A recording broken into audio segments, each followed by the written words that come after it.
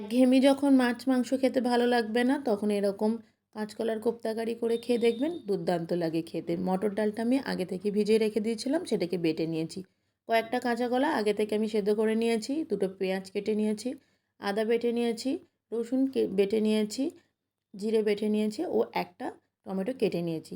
সামান্য পরিমাণে আলু আমি কেটে রেখে দিয়েছি। এবারে শুকনো খোলায় 1 চামচের মতন জিরে, 1 চামচের মতন ধনে ও কয়েকটা গোলমরিচ ভালো করে নেড়ে চেড়ে ভেজে নিয়ে সেটাকে গুঁড়ো করে রেখে দিয়েছি। প্রথমে কাঁচকলাগুলোকে ভালো করে হাতের সাহায্যে চটকে নেব। এবারে একে একে মশলা দিয়ে দেবো। দিয়ে দেবো নুন, হলুদ গুঁড়ো, লঙ্কার গুঁড়ো, ভেজে যে রেখে দিয়েছিলাম মশলাটা সেটার গুঁড়ো, আর ডালটাকে দিয়ে হাত দিয়ে ভালো করে চটকে নিয়ে আমি একটা চ্যাপ্টা আকৃতি দিয়েছি। আপনারা যে কোনো কিছু শেপ দিতে পারেন। এবারে কড়াইতে তেল গরম করতে দিয়ে দেবো, দিয়ে সেই বড়াগুলোকে একে একে দিয়ে দেবো।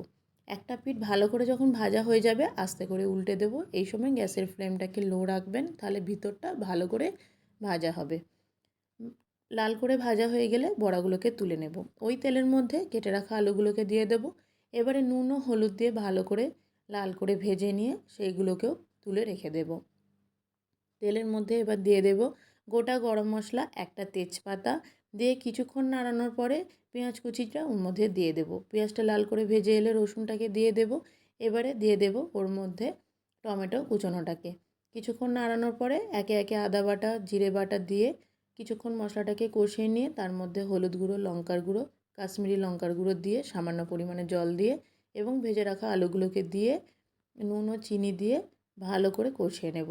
কষানো হয়ে গেলে উপর থেকে জল দিয়ে দেব, দিয়ে কিছুক্ষণ ঢাকা চাপা দিয়ে দেবো। ঢাকা খুলে পরিমাণ মতন জল দিয়ে জলটা যখন ফুটে আসবে তখন বড়াগুলোকে একে একে দিয়ে দেব। বড়ার সাথে ঝোলটাকে কিছুক্ষণ ফুটিয়ে নেব। ফোটানো হয়ে গেলে ভাজা মশলাটা যেটুকুনি ছিল সেটুকুনি উপর থেকে ছড়িয়ে দেবো, দিয়ে দেবো তার মধ্যে ধনেপাতা কুচানোটাকে। এবারে নামিয়ে নিয়ে ভাতের সাথে পরিবেশন করে নেব কাঁচা কলার কোপ্তা কারি।